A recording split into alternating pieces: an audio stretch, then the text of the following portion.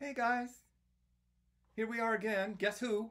Well, I guess you know who it is since you tuned in, but it's David Elliott, and we're here to read chapter 4 of Evangeline Mudd and the Golden Haired Apes of the Icky Nasty Jungle, written by David Elliott and illustrated so nicely by Andrea Wesson. It's published, by the way, by Candlewick Press, or I should say it was published.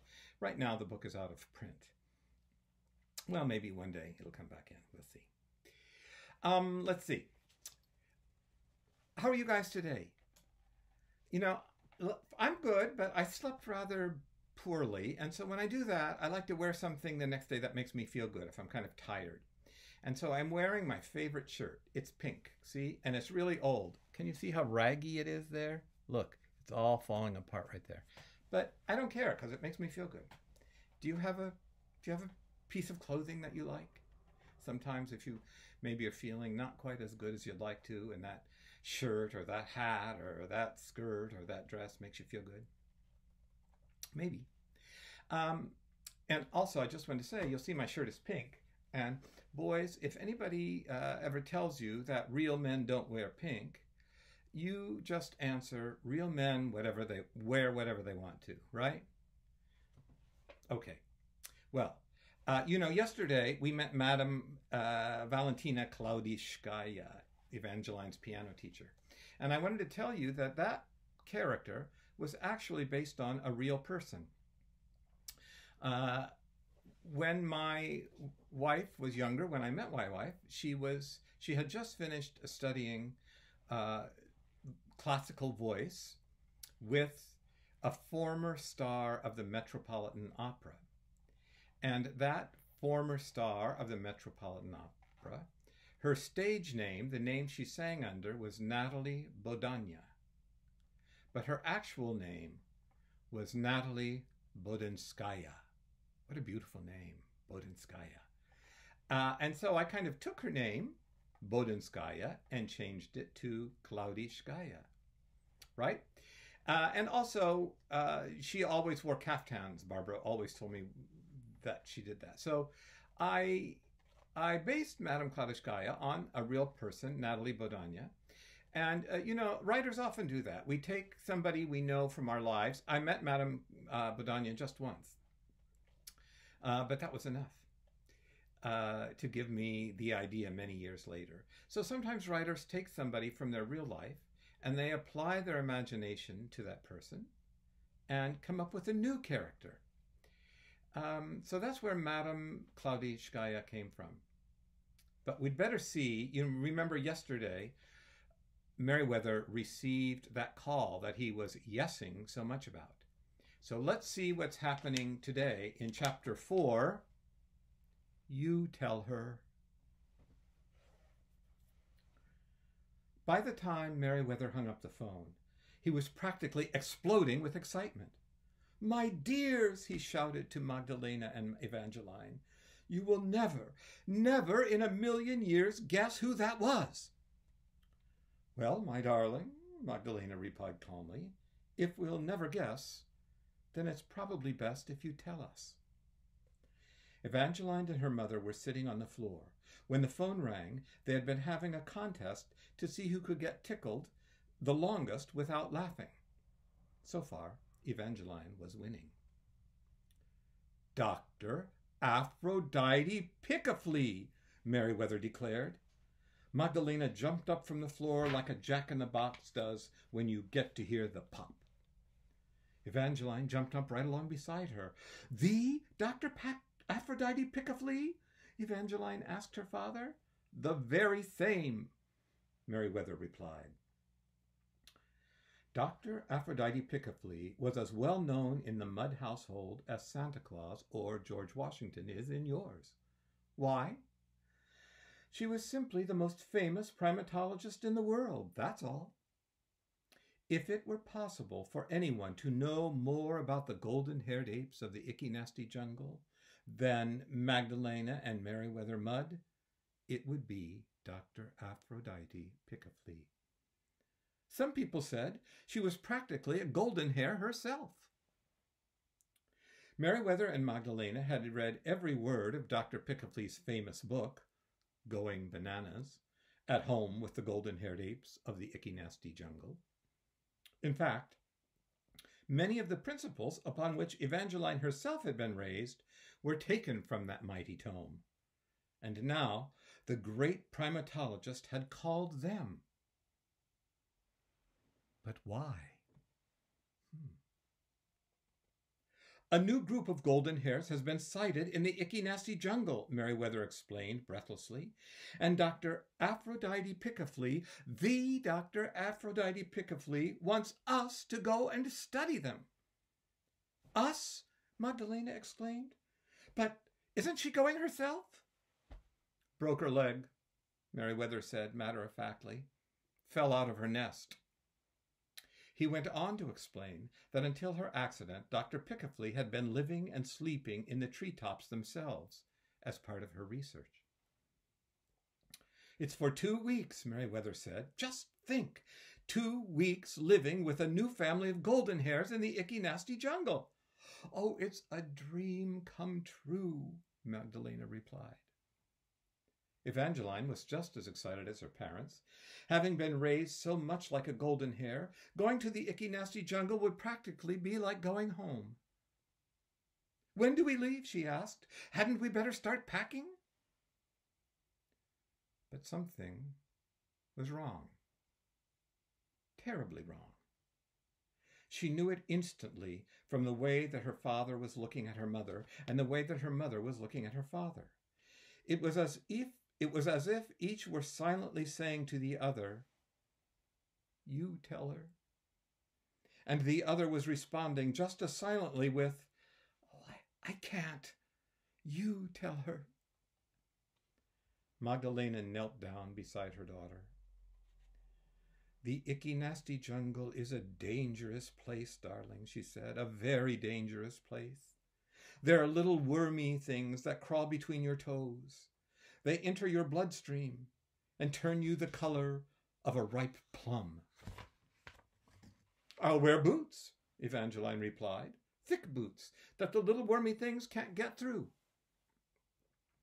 "Oh, there are mosquitoes the size of hummingbirds," said Meriwether, kneeling down so that he could be closer to Evangeline. "Remember Professor Horvitstein Klein?" he said to his wife, who sighed and nodded. "Who was that?" Evangeline asked. That Professor Horsewitch." "Horvitstein Klein," her mother corrected. "Yes," continued Evangeline, "who was that? That Professor Horvitstein Klein. What happened to him?" "Oh, her," said Meriwether. "Professor Swoosie Horvitstein Klein was a primatologist just like we are. She went into the Icky Nasty Jungle, and a swarm of those mosquitoes attacked her until she scratched herself into one big oozing blob. Even her own mother didn't recognize her," Magdalena said sadly. "Finally, she just oozed away," Meriwether said. "She just oozed away until there was nothing left of her." "I'll bring bug spray," Evangeline declared. "Professor Horvitstein Klein should have too." "But darling," Magdalena said, gently parting Evangeline's curls and inspecting her scalp in a way that always soothed the girl when she was excited or upset. "What about the spiders? Have you forgotten about the spitting spiders?" Evangeline had not forgotten about the spiders.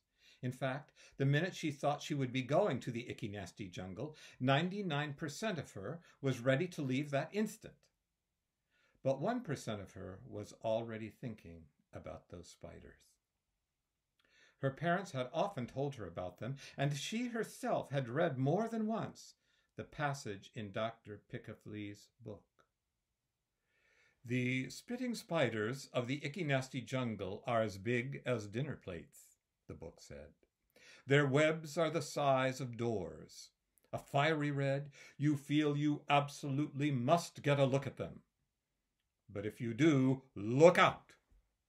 They are as ferocious as they are beautiful. They let loose with a big glob of spidery spit that lands right between your eyes. That spit has special blinding powers. You can't see a thing. You wander around in circles hoping to escape, but it's too late. One by one, they move in on you. And before you can say, "Little Miss Muffet," they've got you wound up in a web so tight you can't even move your pinky. After that, you're the spider's idea of Thanksgiving: turkey, stuffing, and pumpkin pie. "I don't care," Evangeline said. "I'm not scared of any old spiders."